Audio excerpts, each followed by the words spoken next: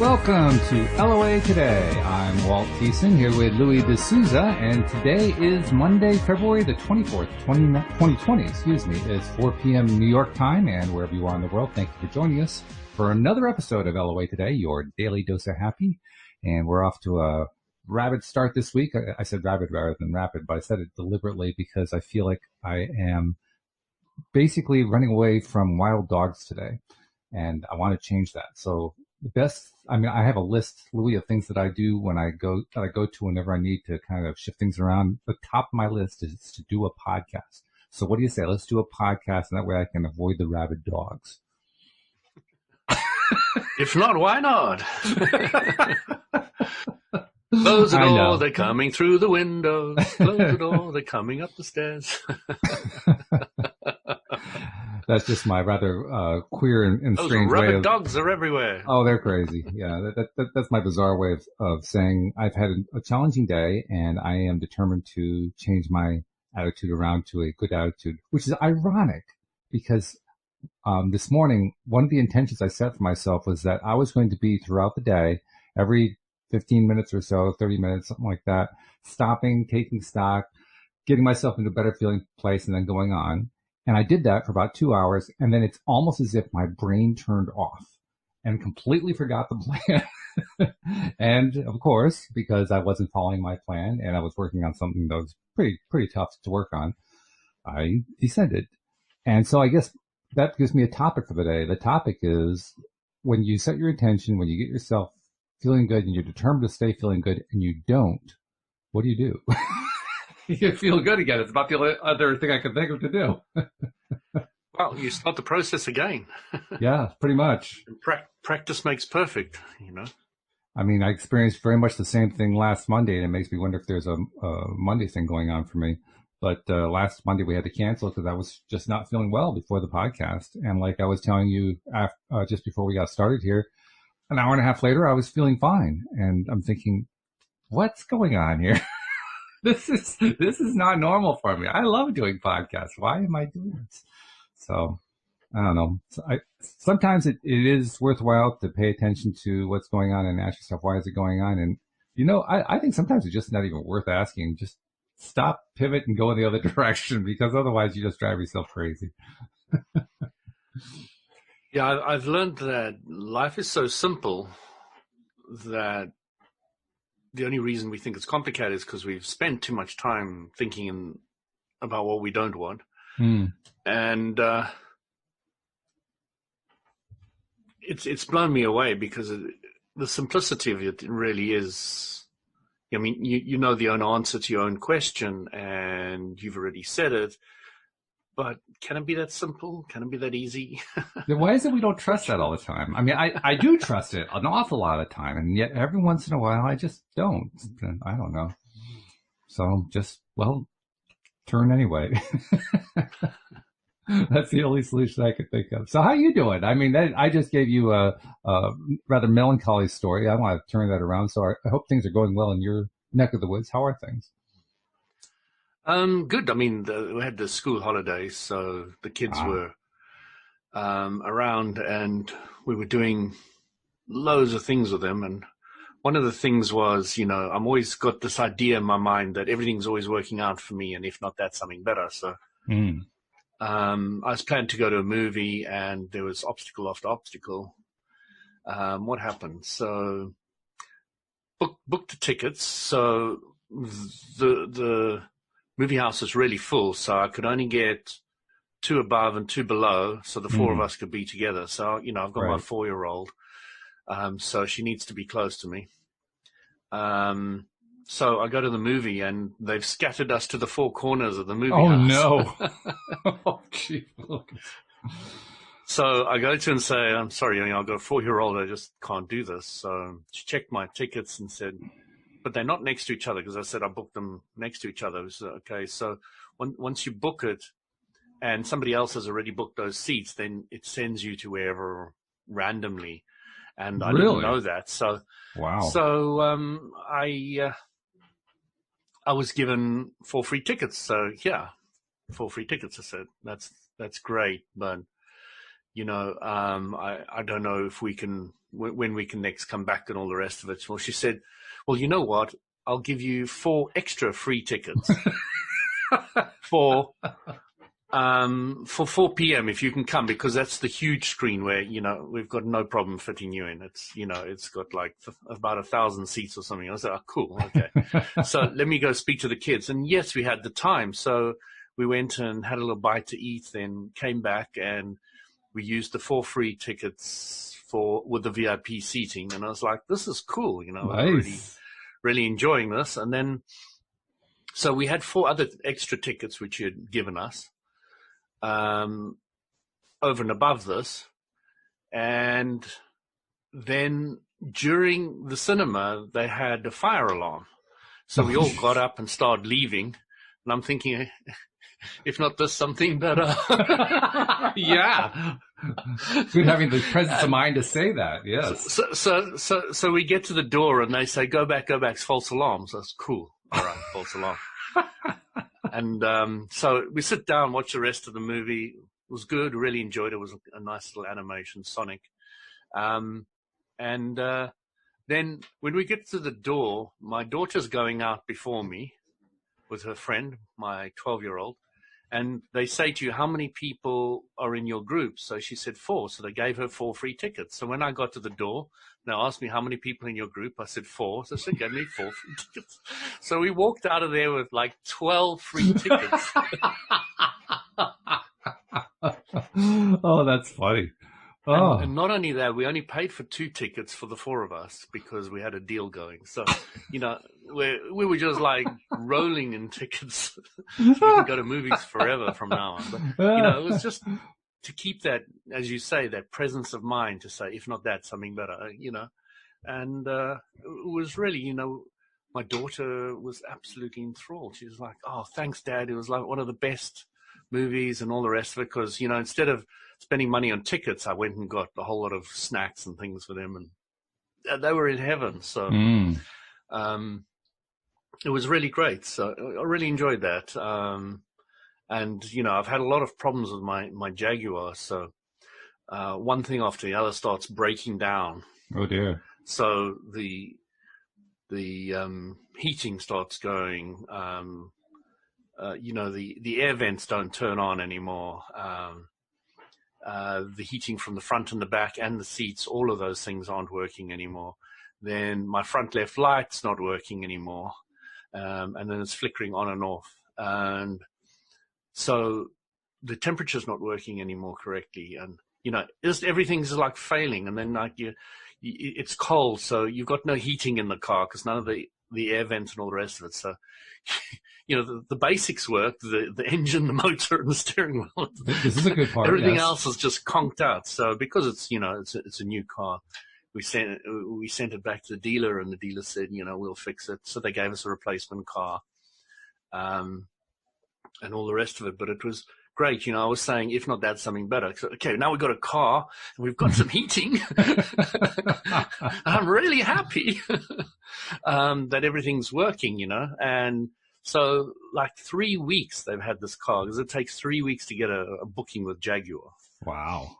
And so they've got it booked in with Jaguar. Jaguar gives you a video. So you've got a video of exactly what's wrong with your car and how it all works. So oh my goodness. What happens is water dripped in and got onto the electrics. And this was a known fault with that model of Jaguar. Oh. So they fixed the leak and they've now replaced all the bits and pieces. So I'll pick it up tomorrow again. So I'm just glad this didn't happen on my watch because I would have had to pay for it and that would have been a fortune. That would have been £3,000-4,000 worth of repairs. So, I'm always grateful that these things happen in the right way and the right time often, Mm-hmm. Oh, it's interesting. I love that phrase that you use. If not this, something better. That's a good one. It's nice. It's nice and short. If not that, if not that, this or that, or this or that, it depends. Yeah. Yeah. If not that, something better, or if not this, something better. Yeah. It takes the angst away from the situation because what we want to say in those situations is something like, "Why can't I get it better than this?" Or something that focuses on the negative on it. But the if not part just kind of skips past that really, really quickly and goes right to something better. And that's the good part about it. It's a very quick way out. I like that. I'm going to have to start using that one. If not, there's something better. In fact, I'm even making a note about it. So everybody write this down. But yeah, that's really good. Oh, and I love the tickets. I mean, it's always great when we have a manifestation story, but this is like, the tickets that kept exploding. They just kept getting bigger and bigger in the pile. But that's what the saying says. If not that, something better, and Yes, something exactly. better, and something better, and something Yeah. better, and that's how it works. It just works brilliantly, and if you keep that focus going, because it's easy to, oh no, firearms gone off. What now? What could go wrong next? I mean, there's a great one Yeah, to say, exactly. right? that one's going to go a long way. Yeah. But how I knew that I managed to keep my vibration really high through the whole thing was when my daughter and her best friend who went with us was saying, I really enjoyed that. It was really fun. No, I that's really had good. a good time. Even with all the bumps along the way, all of them, they were really happy. Well, that's the beauty of kids, because I mean, we have to train them really well in order to make them miserable worrywarts. We can eventually do that, but that's not the way they start out. And because they don't start out that way, it's like water on a duck's back. It just flows away really quickly. They don't really get into that angst situation and stay there like the adults do. And so they're models to emulate, really. That's the way I think about it. So, but that's great though that they felt that way. That despite everything, they felt great, and they loved the movie. Then I have another thing, because I've been doing my garage. So I've got two garages, and I wanted to replace one of them with an automatic door, so that my Jag can go in and out and all the rest of it. So I cleared out the tenant who was using it. And the two are next to each other, my existing one and that one. And I thought, I'll just put it in that one. And then I started to realize that the Jag is too big to fit in this thing. Oh, no. I had a station wagon before, and it's 30 centimeters longer than my station really? wagon was. Wow. Yeah. That's surprising. And it's only a sedan. So it was really quite fascinating, because I started the whole process of getting this thing, and then realized the Jag's not going to fit in here.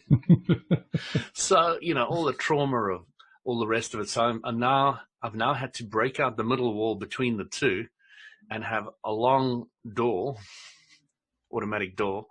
And that is a huge change to everything. And the way they're putting the door, they're putting it right in the outside of the bricks instead of on the inside, so it gives you that extra space. Oh, I see. Oh, okay. So it's going to be right on your bumper, but you can still get it in. Yeah, it'll be more than that. It'll be about 15 centimeters front and back. So. Oh, well, yeah, that's pretty close, though. And yeah, it is. It is still close. So the guy was recommending putting tennis balls on the wall to stop the car, and I thought it's quite a good idea, actually. For a bumper type thing. Better than scratching it on concrete or wood or whatever. Yeah. Absolutely, yeah. Because I was always looking for some kind of idea of what to use for that, and I like that idea. But I was constantly saying through the whole thing, if not that, something better. Now I must admit, it is costing me more. Yeah. Well, maybe we need to rephrase the phrase. But I got a discount all the way around, because I've now gone for a bigger one, and I'm sticking with these guys and all the rest of it. And the other guy said it's not going to cost me much more, because you're already going to knock out the middle wall. So I've got a door to my yard at the back, and then the front is going to be the electric door. So I always wanted to use that space, and it's been dead space for years now. Well, I have rented it, so it wasn't quite dead. But I mean, I got £50 a month, which is really neither here nor there. So now we're going to have fridges in there, and we're going to be able to put our washing lines for the winter in there. We're going to be able to do a lot of storage of a whole lot of things and all the bikes and put them up on the Mm-hmm. wall.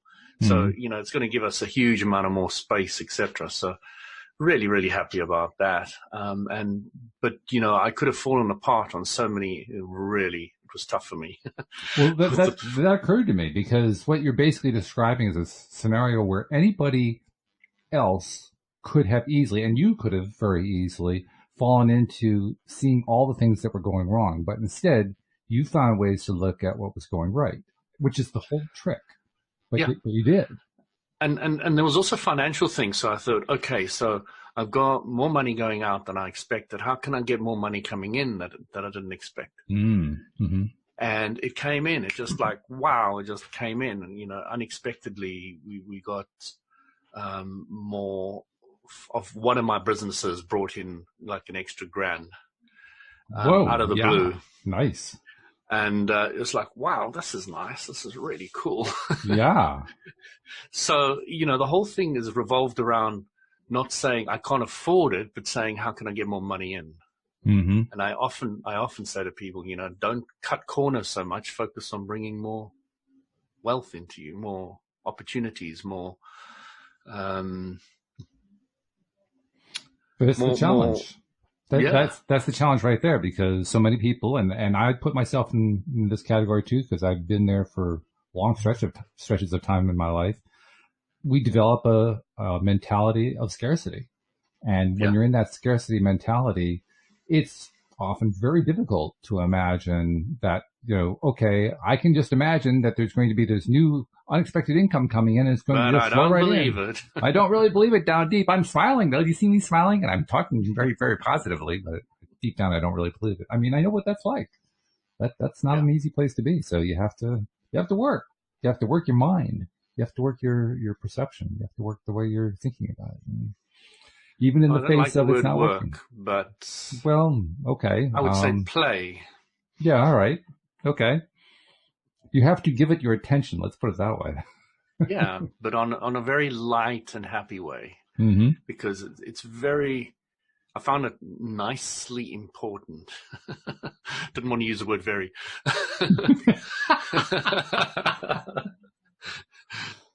Nicely important to be easy with the whole process, to be relaxed and not to hit yourself over the head, because that is the old method that we've often go down the route of, like, really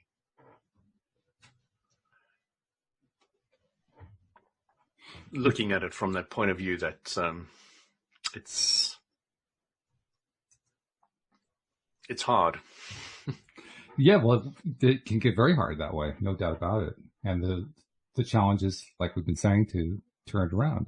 What you're really doing though with that story is giving us a direct, a direct image or a direct vignette of how to turn it around. Because, like we said, you could easily go down that path, that negative path, but you're choosing to deliberately say and believe, no, we're not going to go down that path. No, I'm going to go to a path that's a better path. I don't even have to know what that other better path is. I'm just going to go down it, whatever it is. And it's an advanced position to be in. It's not something that you learn immediately right away when you start practicing, but it's one that you acquire over time, and you've acquired it brilliantly. So that makes you a great example for this kind of thing. But it also is an excellent exercise in, well, all I'm doing throughout the day, and this is basically what you're saying, all I'm doing every day is just changing my mind around to, well, if not this, something better is coming, something better. I don't know what it is, but something better. Exactly. I don't know what it is, but the universal law of attraction can find it. Indeed. In fact, and it becomes a belief to understand that the universal law of attraction, or your higher self, can see the possibilities that you can't even dream about. So you start getting that. You start saying, well, I really get that now. I really get that. Because, my gosh, I would never have dreamt about 12 free tickets. I wouldn't even have vaguely, have dreamt that. The creche, we'll end up putting our daughter in the creche for far longer than we pay for. And we say to them, but we owe you ours. No, it's all fine. You don't have to pay anything because the government pays a certain amount of hours, and we go way over those hours for our daughter. But they've just said no, you don't owe anything, so that's fine.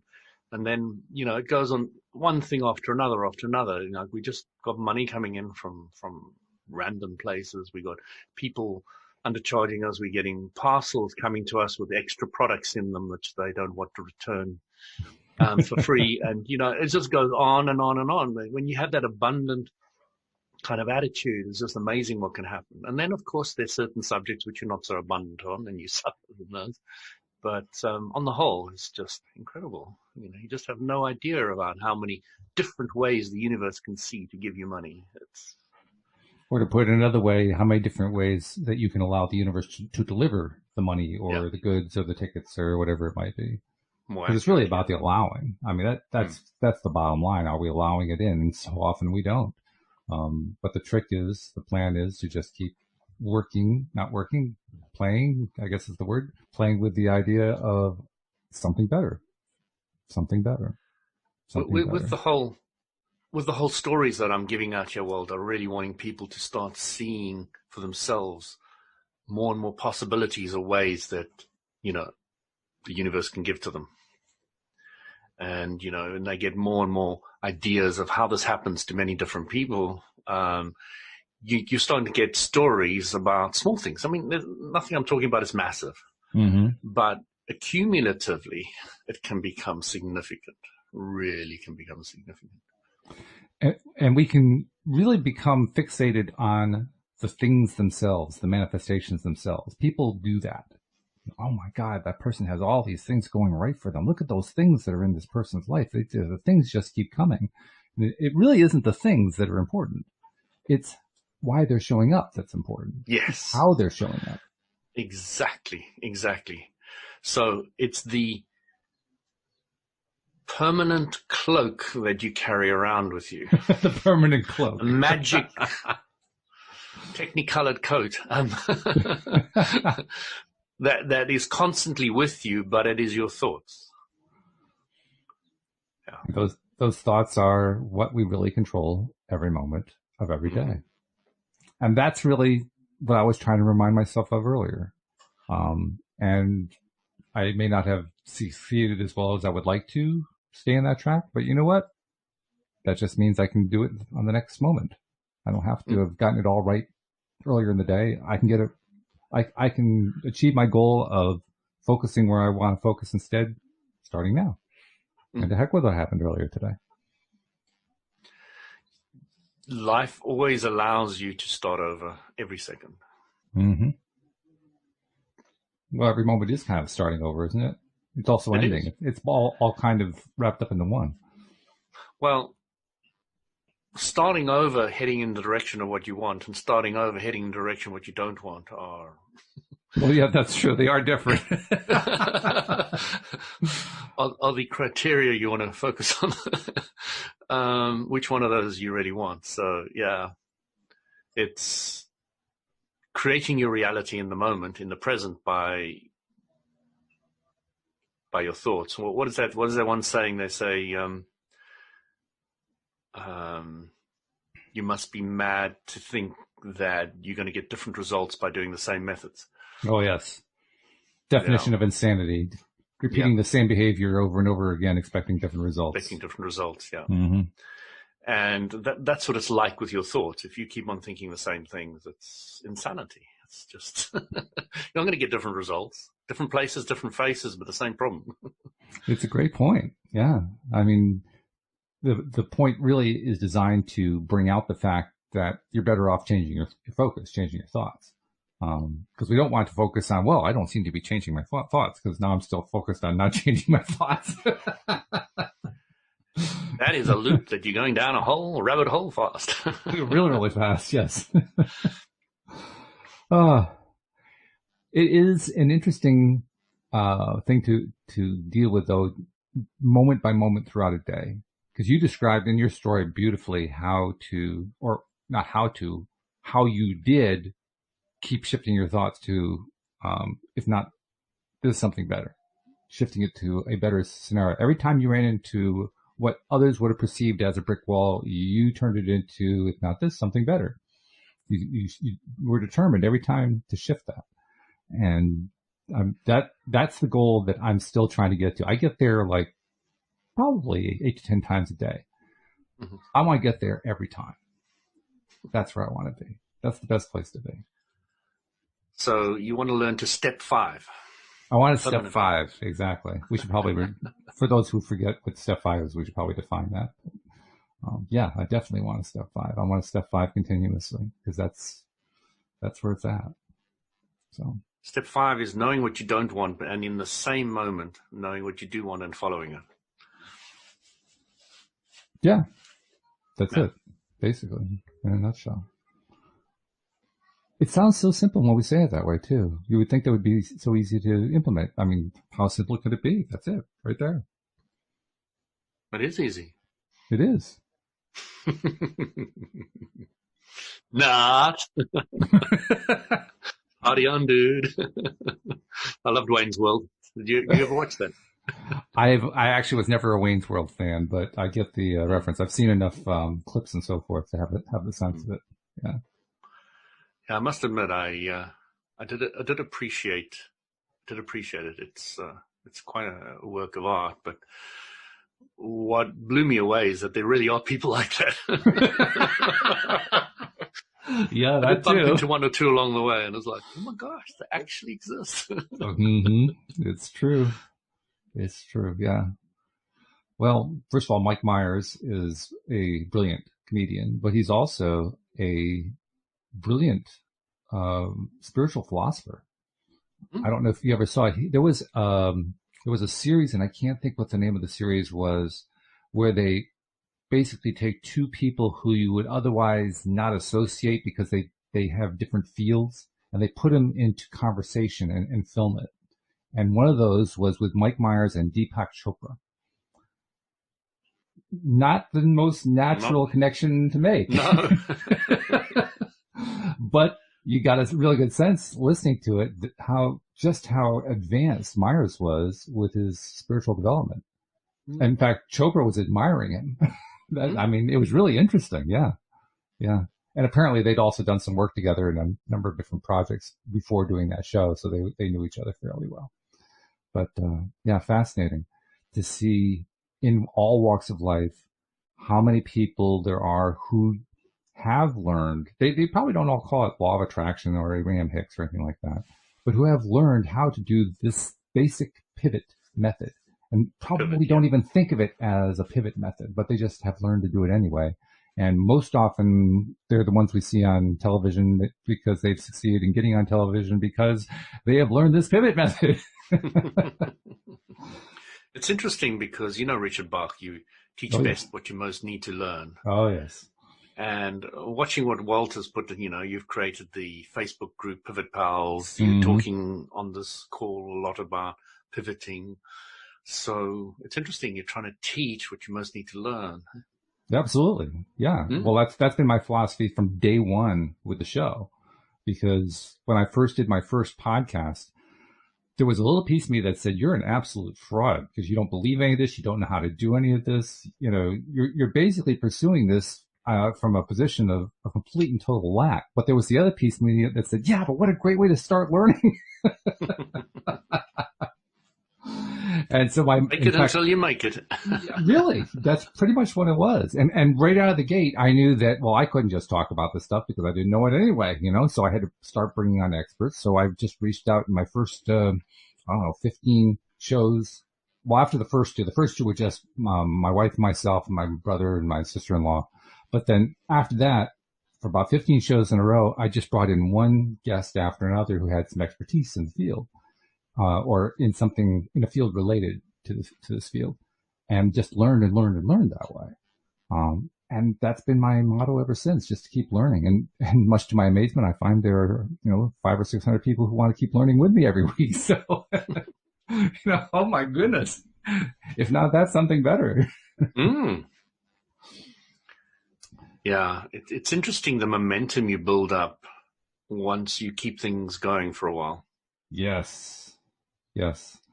there are a number of precepts that Abraham Hicks has taught that I've really latched onto emotionally.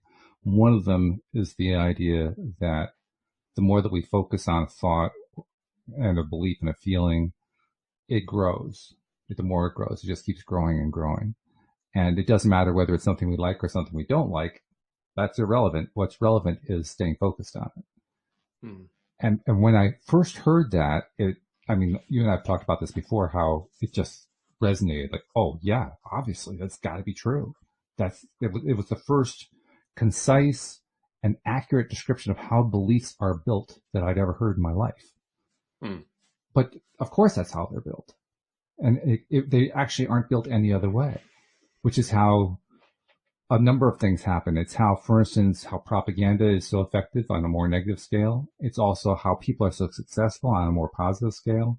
It's how every single belief, scientific, philosophical, religious, political, economic, every single belief known to man comes into existence and builds itself up just by, as strange as it sounds, being believed again and again and again. Just by thought on the subject. Just by thought, yeah. And the thought just keeps we had this interior decorator the other day come into the house, and I was chatting to him, and he was really spiritual, so he had all these ideas and things. So I said to him, so how would you define the word belief? And he said, well, you believe what you believe, and, and he used the word belief to try to describe belief. I said, you can't use the word belief to describe belief. I just did. What are you talking about? But I don't know what the word belief means, so, you have to use other words. And he really struggled with that. He had no real idea of how to define the word belief. And, of course, I gave him the Abraham Hicks one. A belief is a thought you think often. And he was like, wow, you mean, and he started to elaborate on what that meant for him. And I was like, yes, you've got it. And he was like, oh, you could just see the light bulbs go on all over the place. And like, that's all belief is. It's a thought you think often. That means they could all be wrong. Yeah. That means they could all be right too. Yeah. Well, that's the other thing that's so interesting to me anyway, is we associate thoughts and beliefs with being either right or wrong, good or bad, without realizing that the reason that they're bad or good, right or wrong, is because we associate them. In other words, it's the association that builds up. So it's just another thought. It's just another thought. That cleared up a lot for me. When people get that, they start realizing that they are creating their reality.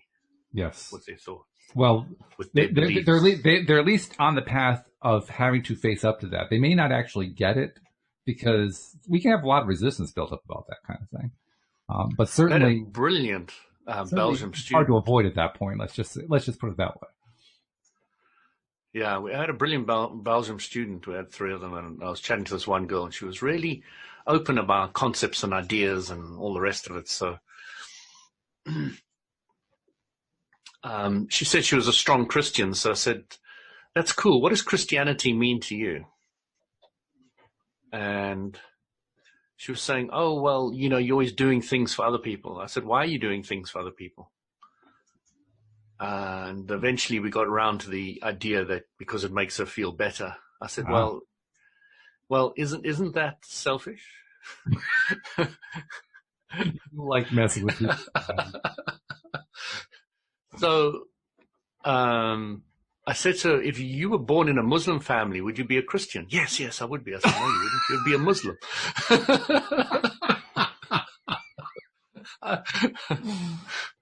And it was really interesting, because it's tough for people to have their belief structure smacked around the place,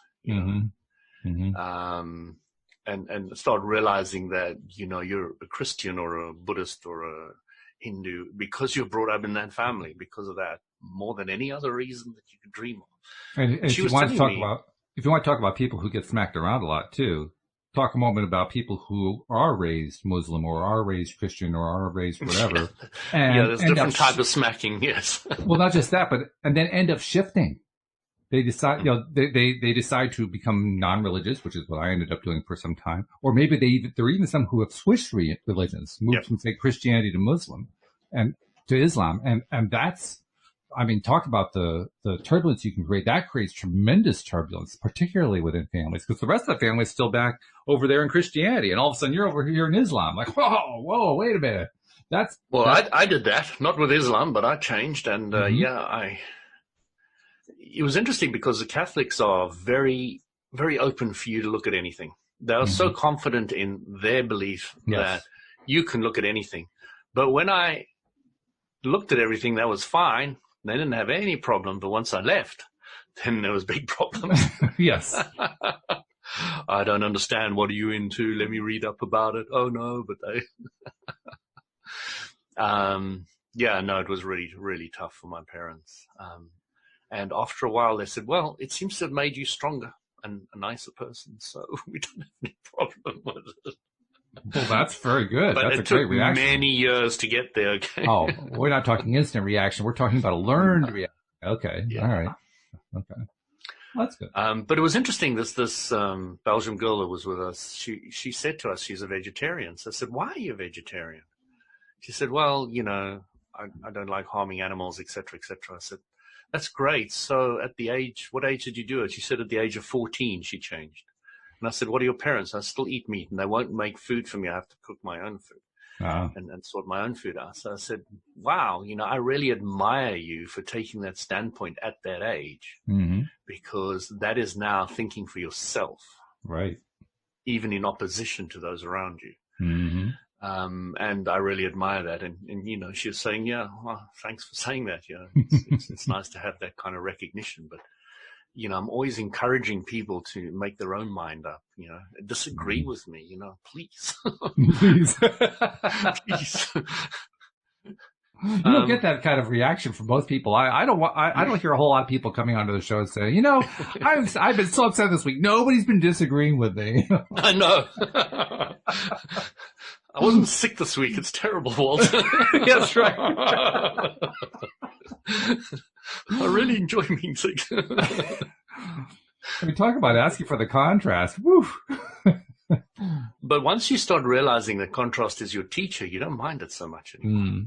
You start really getting that, hey, when, you're really sick and you use all these things that you've learned, you can really get better quickly and you can see the change. You can see that you did it with this. And it's very, very powerful. It's, oh my gosh, I can do it. I can turn it around. I can change things.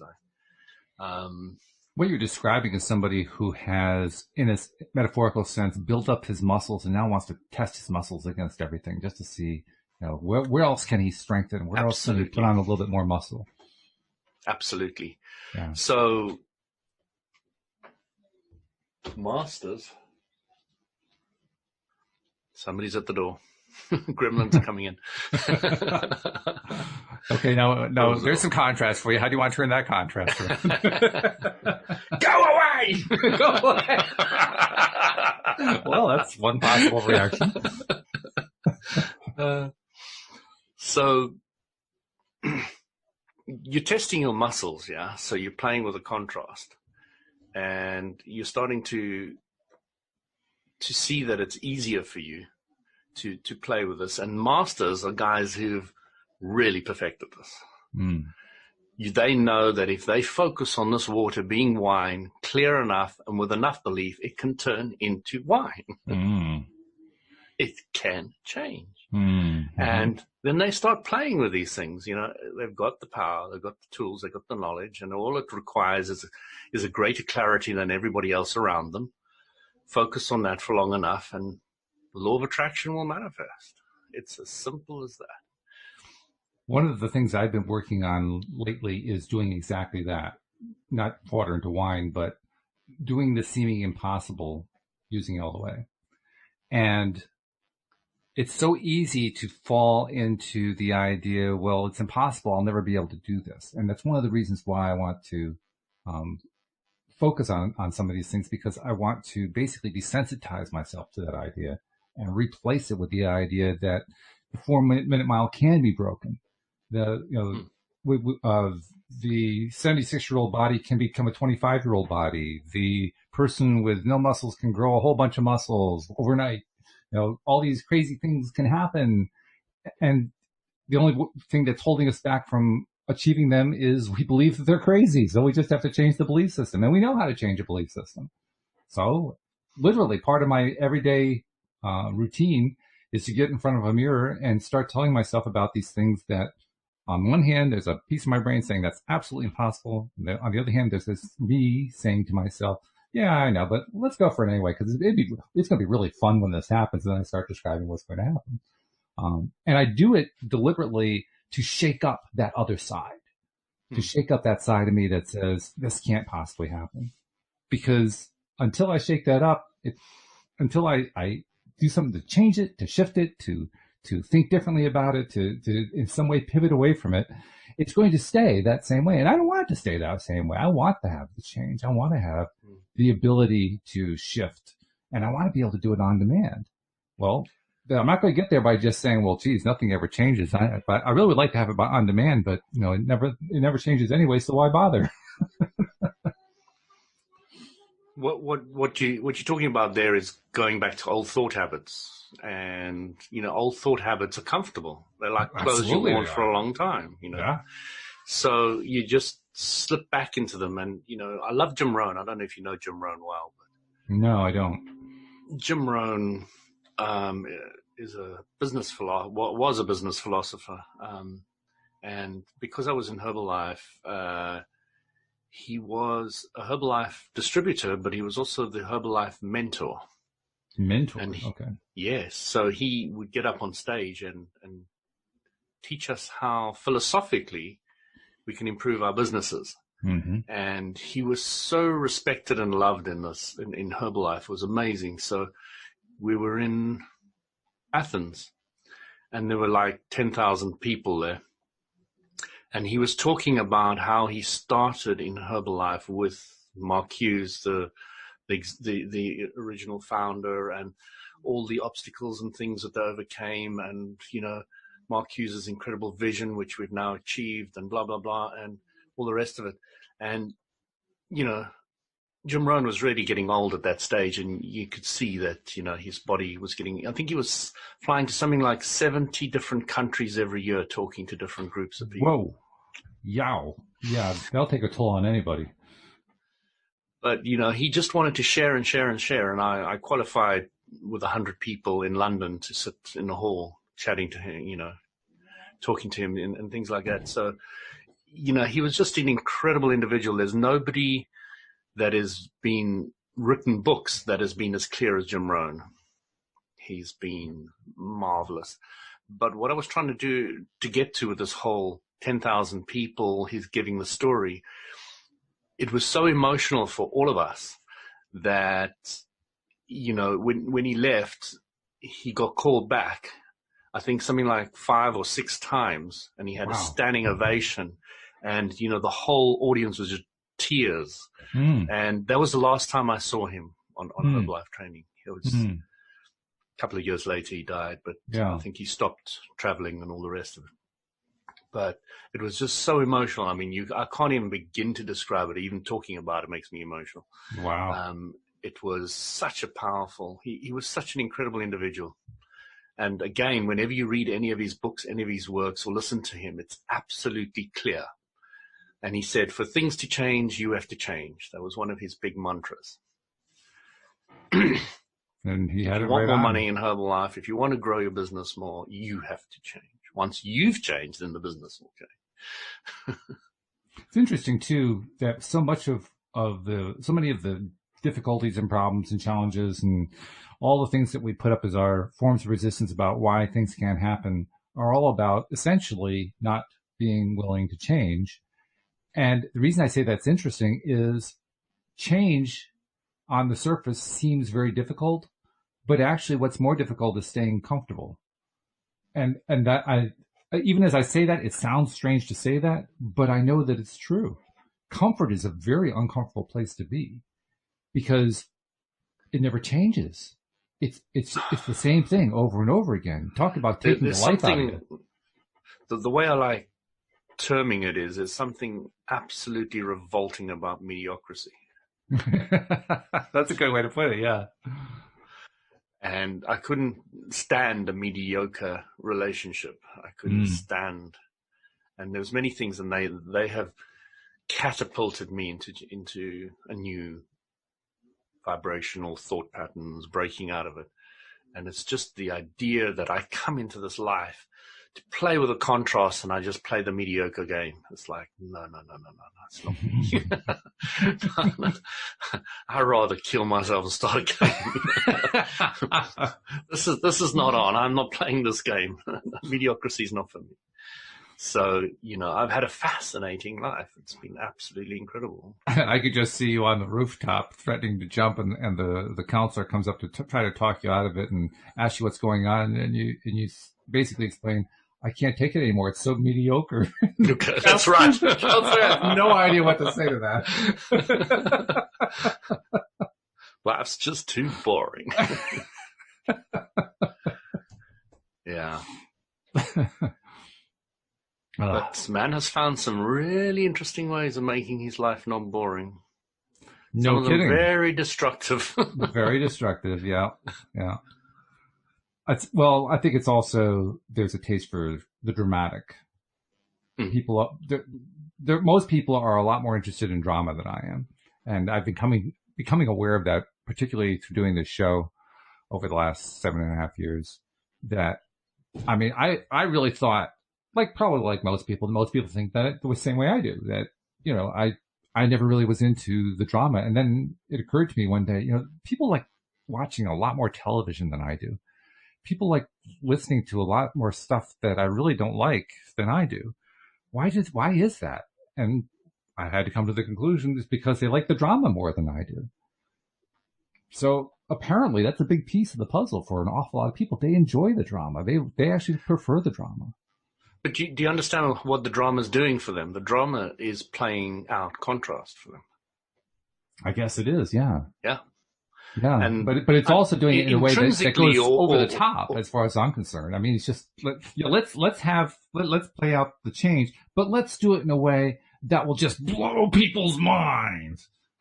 I don't need to have my mind blown in order to experience change. But some people do require a very different level of contrast than you. I guess. And the only thing you can really focus on is, what do I want? Mm-hmm. And then manifest it. And to appreciate the madness with which the other people play this contrast game. I do often feel like the observer looking on all this saying, these people are crazy. these people are just crazy. But maybe they think the same thing about me. I don't know. Yeah. I was saying to this vegetarian girl, I was saying to her, there's absolutely no problem with you being vegetarian. I respect it. I've talked about that. But one thing I advise you to do is not try and convert other people. Oh, yeah. Yeah, that'll wear you out. Understand that this is your preference, and you will stick to it because you want to. But don't require everybody else to follow what you're following. She said, in the beginning, I really struggled with that. She said, now I have let it go. Good for her. And she said, but it would be nice if everybody was like that. And I said, what? You want to enforce me to be a vegetarian too? I tried to act that out because I wanted her to get the feeling of what would happen if she did start insisting that somebody else believe what she believes. And she really felt it because I acted it quite well.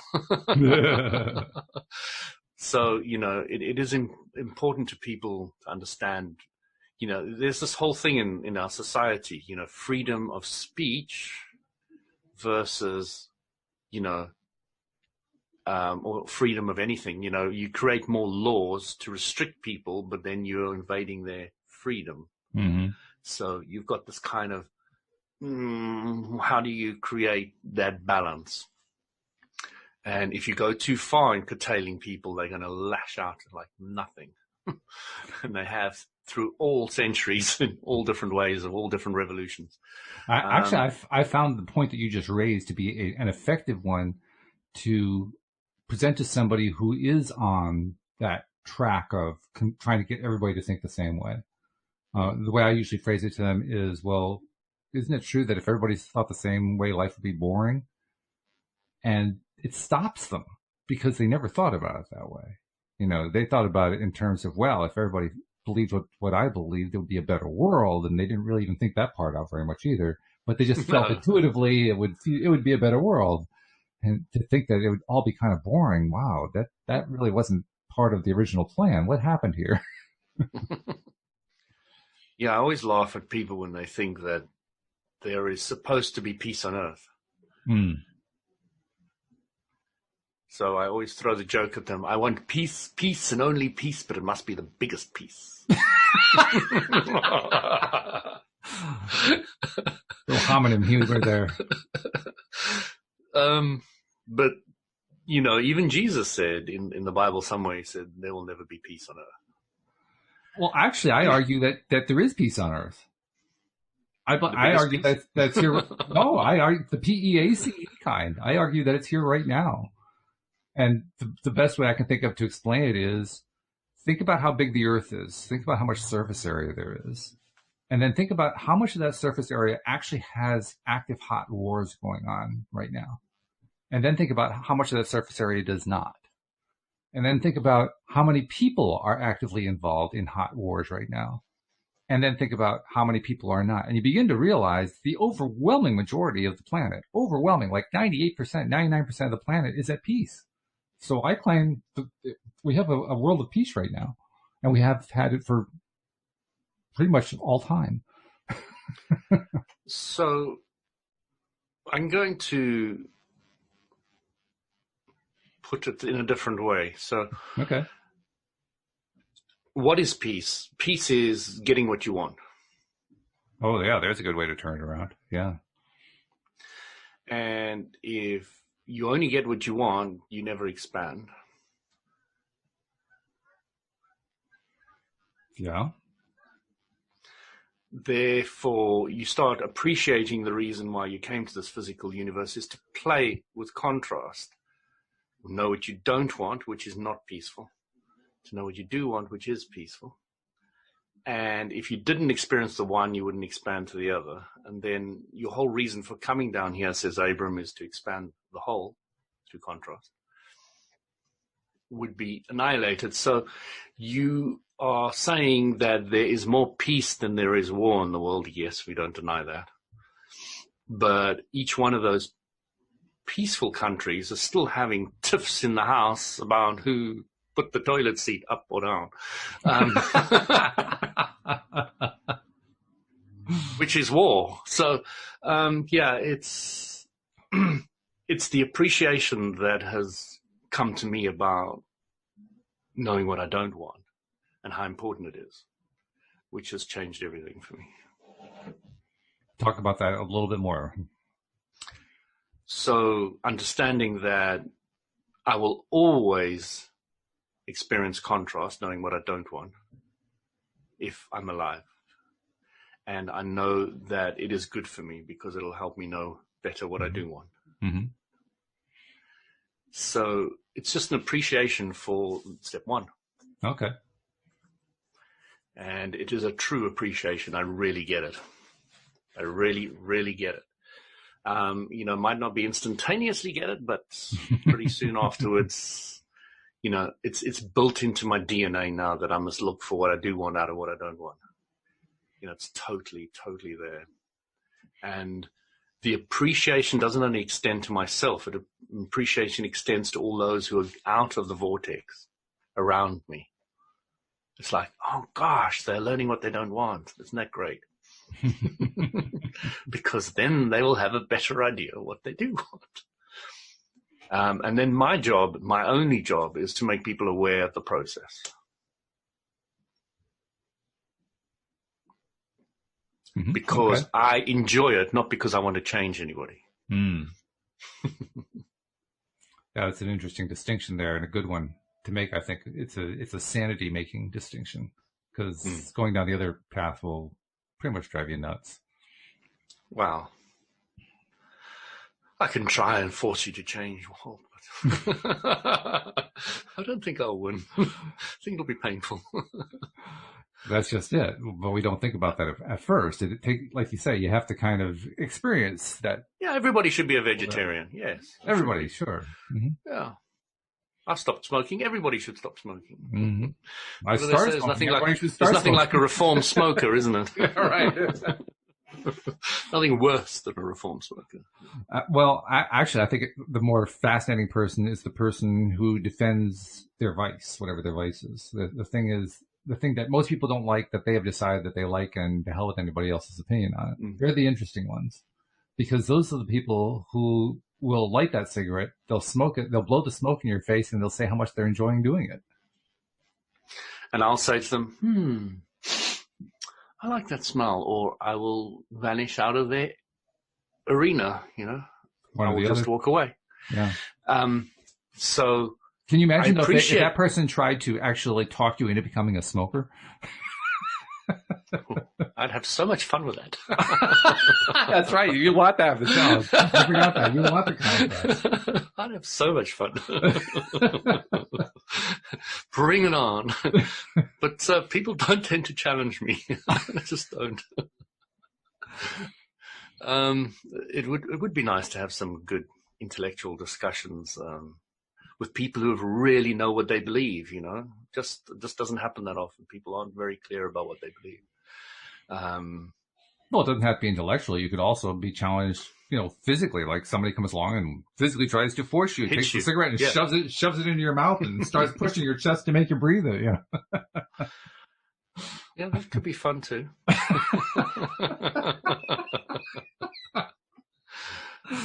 Bring it on. That would be interesting. Meanwhile, I'm sitting here thinking to myself, is this guy a masochist or what? I mean, yeah. The interesting thing is when your belief structure is you're not thinking about this is not going to happen. You're just so clear about where you're going that these things don't ever bother you. They don't come into your life. They're not vibrational matches. They don't click in. And when you do get one, like, as I said, it was probably about a year ago,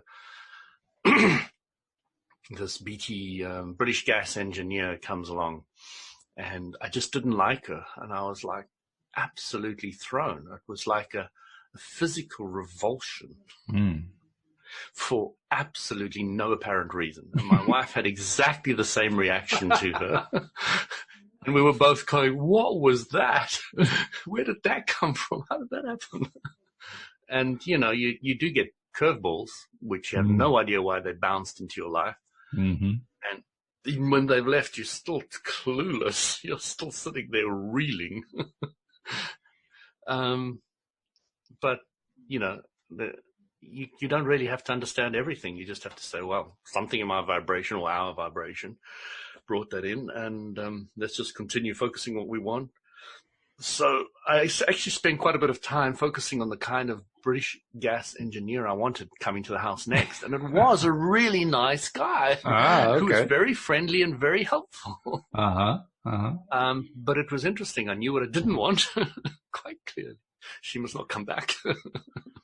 Well, I wanted to continue your baseball metaphor, because you used the term a curveball, which comes from baseball. And when you're at the plate and you're hitting and the pitcher throws you a curveball, the smart thing to do, assuming that you recognize that it is a curveball, is to let it go, because you're looking for the fastball. That's the one you want to hit.